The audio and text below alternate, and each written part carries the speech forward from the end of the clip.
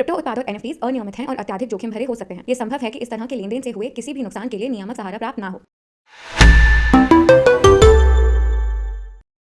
Hello hi everyone, welcome back to another traders weekly episode.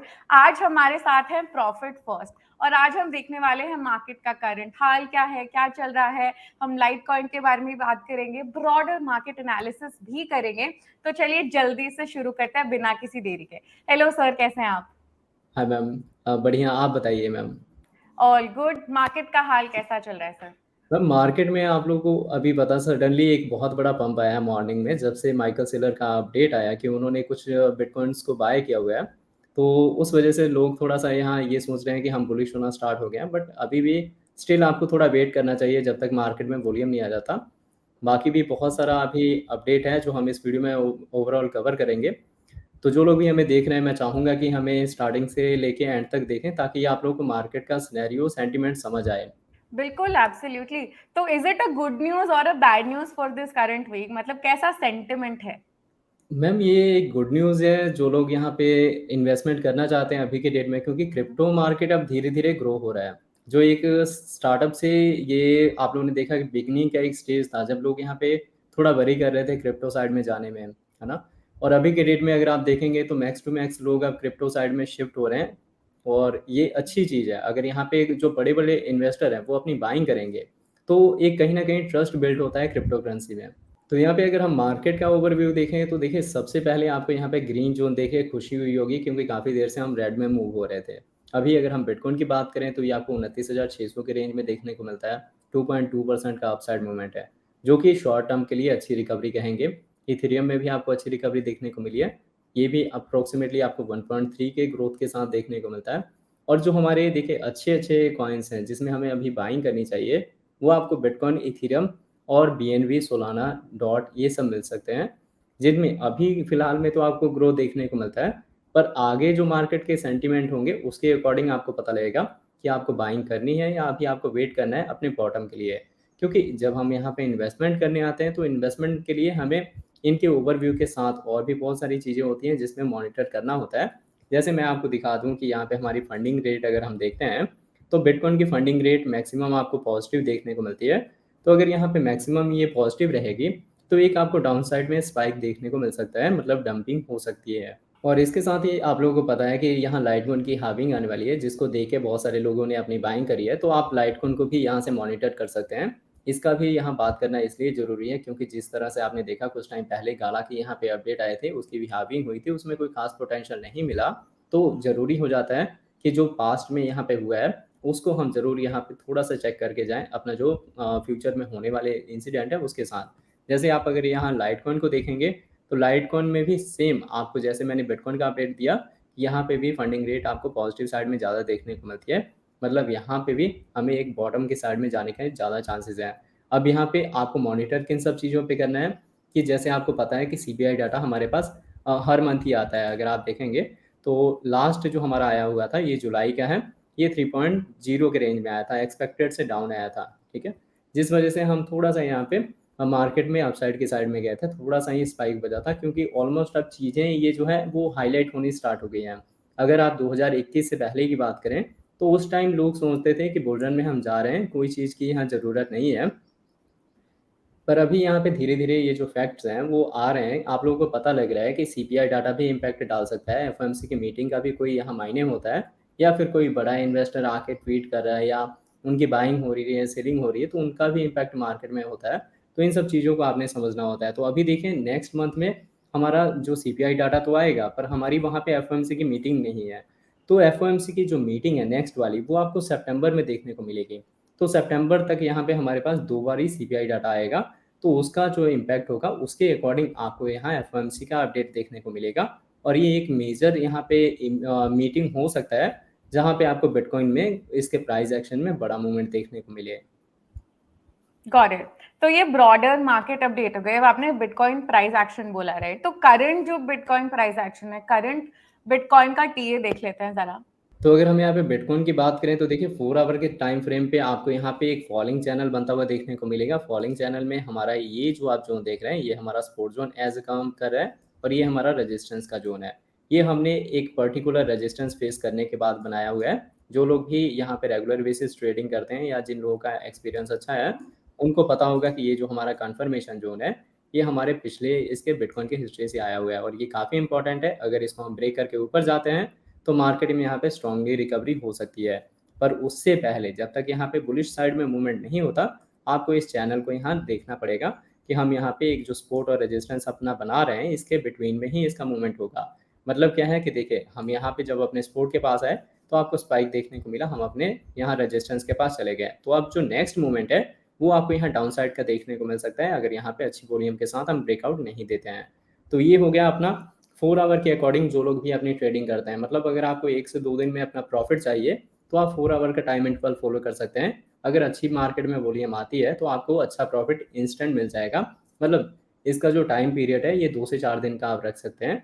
अगर आपका यहाँ पे वीकली के अकॉर्डिंग आप मतलब रख रहे हैं कि 7 दिन, 8 दिन में आपको प्रॉफिट गेन करना है, तो उसके लिए आप यहाँ डेली टाइम इंटरवल को प्रेफर कर सकते हैं। वहाँ पे जो आपके सपोर्ट और रेजिस्टेंस होंगे, वो ज़्यादा इफेक्टिव वर्क करते हैं। अगर आप इसके डेली चार्ट को देखेंगे, तो यहाँ पे जो ये पैटर्न हम डिस्कस कर रहे थे, वो आपको क्लियर यहाँ देखने को मिलेगा। तो ये जो आप ट्रेंड लाइन देख रहे हैं, जैसे मैंने आपको बताया कि सपोर्ट और रेजिस्टेंस के बीच में हम मूव हो रहे हैं और इससे पहले हम एक ज़ोन में यहाँ पे फँसे हुए थे, ठीक है? इसको हम कंसोलिडेशन ज़ोन कह रहे थे। इस कंसोलिडेशन का ब्रेकआउट या ब्रेकडाउन बहुत ज़रूरी था, तभी हमें यहाँ पे नेक्स्ट मूवमेंट क्लियर होता। तो आप देख सकते हैं कि यहाँ पे हमने इसको डाउन साइड में ब्रेक किया। अब इसी को हम एज अ रेजिस्टेंस यहाँ पे यूज़ कर रहे हैं और इसके अकॉर्डिंग क्या होगा कि आपको यहाँ पे एक्सपेक्टेड थोड़ा-सा यहाँ डाउनफॉल देखने को मिल सकता है आने वाले टाइम्स में। पर यहाँ पे ये जो माइकल सेलर का आपने अपडेट देखा, अगर आप यहाँ ट्विटर हैंडल देखेंगे माइकल सेलर का, तो इन्होंने यहाँ अनाउंस करा हुआ है कि अभी क्या है, इनकी जो इन्होंने ऐड करे हैं 467 बीटीसी को, जिसका कि प्राइस है 14.4 मिलियन का। तो इतना जब यहाँ इन्होंने बाइंग करी है, तो कहीं न कहीं मार्केट में इनको लग रहा होगा कि हमें ये जो बाइंग ज़ोन अभी बिटकॉइन की मिल रही है, वो अच्छा एक मौका है कि जब यहाँ बिटकॉइन का प्राइस राइज़ करेगा, अपने पीक रेंज में जाएगा, तो इनका प्रॉफिट हो सकता है, क्योंकि ये बड़े इन्वेस्टर हैं।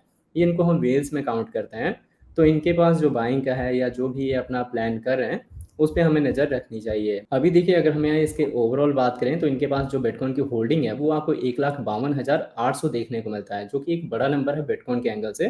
तो आप लोग इनको भी थोड़ा इनके एक्टिविटीज़ पे मॉनिटर करेंगे, तो मार्केट में जो होने वाली चीज़ें होती हैं, उसको आप देख के अपना प्रॉफिट यहाँ पे रख सकते हैं। थोड़ा ना थोड़ा आपको अपडेट की वजह से छोटे-छोटे प्रॉफिट मिल ही जाएँगे।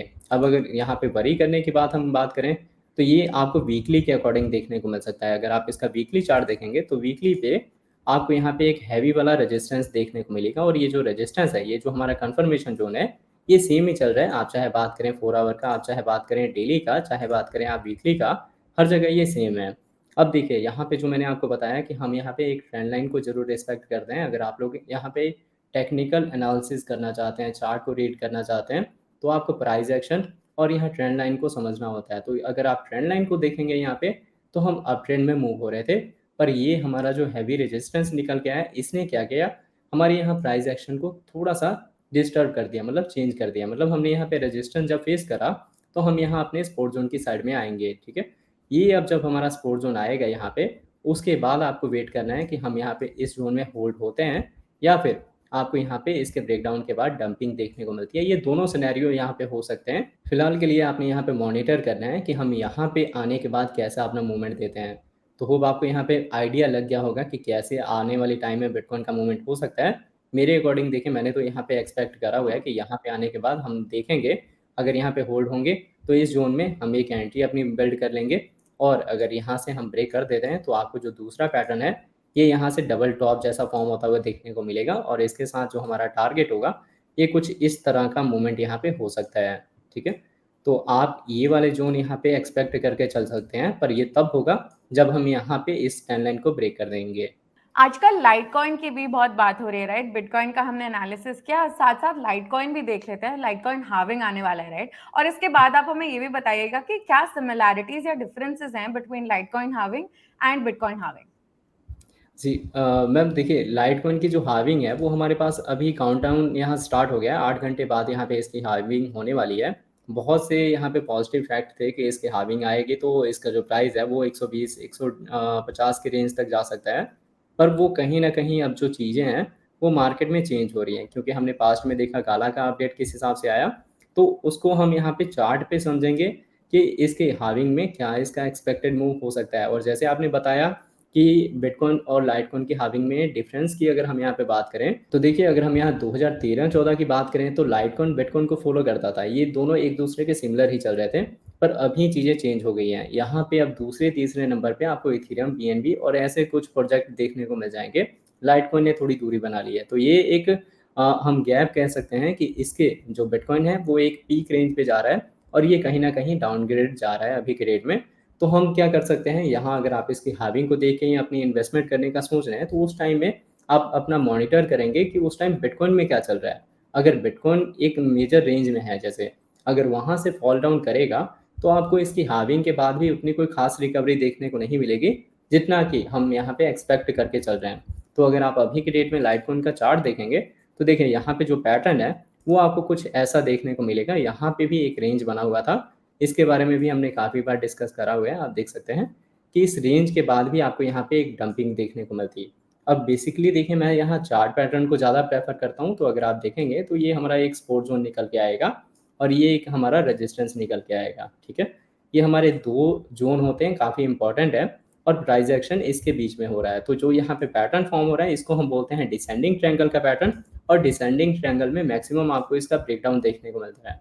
तो कहीं न कहीं देखिए इसका हाइक तो आया था, बट मार्केट में चीज़ें उतनी चेंज नहीं हुई जितनी कि होनी चाहिए थी। हालाँकि यहाँ पे देखिए ऑन चेन डाटा बढ़ रहा है, बड़ी-बड़ी ट्रांज़ैक्शंस हो रही हैं, पर उसका भी कोई ख़ास आपको इम्पैक्ट यहाँ मार्केट में देखने को नहीं मिला है। इसके सिमिलर अगर इसके हम डेली टाइम इंटरवल की बात करें कि डेली पे आपको क्या देखने को मिलता है, तो जो मैंने पैटर्न आपको बताया 4 आवर पे, चीज़ें देखिए सिमिलर ही होती हैं। अगर आप डेली टाइम इंटरवल पे जाएँगे, तो उसमें एक्यूरेसी लेवल थोड़ा बढ़ जाता है। 4 आवर पे कहीं न कहीं आपको थोड़ा-सा यहाँ कन्फ्यूज़न होता है कि ये एक्चुअल में एक्ट करेंगे भी या नहीं करेंगे। आप देख सकते हैं यहाँ पे वही पैटर्न जो हमारा 4 आवर का था, एग्ज़ैक्ट आपको यहाँ क्लियर देखने को मिलेगा कि हम क्या डिसेंडिंग ट्रायंगल फॉर्म कर रहे हैं। तो यहाँ पे हमने रेजिस्टेंस फेस किया है, अब हम यहाँ इस सपोर्ट ज़ोन की साइड में मूव होके आ सकते हैं। आपको अब मॉनिटर क्या करना है, देखिए हाल्विंग के बाद जो आप इसका पिछला रिकॉर्ड भी देखेंगे, तो प्राइस इसका डंप होता है। और बेसिकली ये सिर्फ लाइटकॉइन की बात नहीं है, आप XYZ किसी भी कॉइन की बात करें, तो हाल्विंग के बाद उसका जो प्राइस है वो थोड़ा डंप होता है, करेक्शन आता है उसके प्राइस में। तो आपकी अभी यहाँ पे अगर लॉन्ग साइड के आप ट्रेड लेके बैठे हैं, तो आपके लिए थोड़ा-सा ये रिस्की हो सकता है। अगर आप इसकी हाल्विंग खत्म होने के बाद शॉर्ट साइड में जाते हैं, तो वो आपको ज़्यादा बेनिफिट दे सकता है as compare to long side के। पर एक आपको स्पाइक यहाँ देखने को मिल सकता है मार्केट में, जिसके बारे में आपने यहाँ पे अपनी कैलकुलेशन लगा के फिर सेफर साइड में होके चलना है। हालाँकि देखिए ये मार्केट है, अगर मार्केट में कोई चीज़ होगा तो उसका इम्पैक्ट पड़ेगा, ओपन मार्केट है। तो आप लोग एक बार अपने बिहाफ़ पे भी रिसर्च ज़रूर कर लेना, ताकि आपको ये जो मैं चीज़ें बता रहा हूँ, वो फैक्ट वाइज़ भी समझ आ सके। करेक्ट। तो ये था प्रॉफिट फर्स्ट का ओपिनियन। अपने ओपिनियन के लिए हमेशा रिसर्च करना बहुत ज़रूरी है, एज़ हम हमेशा कहते रहते हैं। इसके अलावा सर एक लास्ट क्वेश्चन है मेरा आपसे कि इस करंट सिचुएशन में अगर कोई ट्रेड कर रहा है, तो उसके लिए कोई एडवाइस है आपके पास? अभी देखिए अगर हम करंट सिचुएशन में ट्रेडिंग कर रहे हैं, तो हमारा जो एसएल है या हमारा जो टीपी है, वो दोनों ही आपके सेट होने चाहिए आपके ट्रेड में। रीज़न क्या है कि यहाँ पे स्पाइक बजेंगे, मार्केट थोड़ा वोलेटाइल है और आपको पता है कि बिटकॉइन एक मेजर जोन में अभी सर्वाइव कर रहा है। यहाँ पे अगर हम सपोर्ट बना लेते हैं, तो मार्केट अपसाइड में मूवमेंट देगा, हम अपने टारगेट के साइड मतलब हायर जोन में जाएँगे।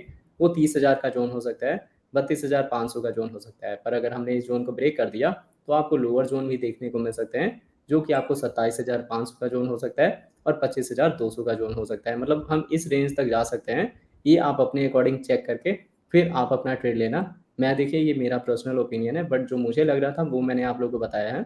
और आप लोग यहाँ पे एसएल और टीपी सेट करके तभी ट्रेड लेंगे, ताकि अगर आपका यहाँ टीपी भी है, तो आप एग्जैक्ट सेम पॉइंट पे अपना एग्जिट ले पाएँगे। उसके बाद अगर मार्केट का डायरेक्शन चेंज भी होता है, तो एट लीस्ट आपके पास थोड़ा प्रॉफिट होगा।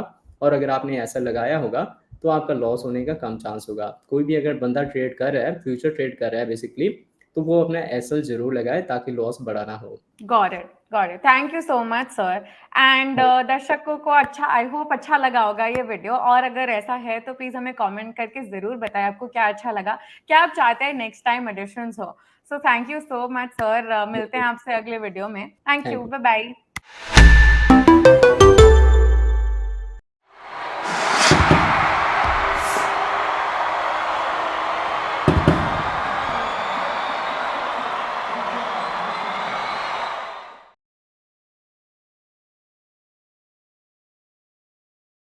क्रिप्टो उत्पाद और एनएफटीज अनियमित हैं और अत्यधिक जोखिम भरे हो सकते हैं। ये संभव है कि इस तरह के लेनदेन से हुए किसी भी नुकसान के लिए नियामक सहारा प्राप्त ना हो।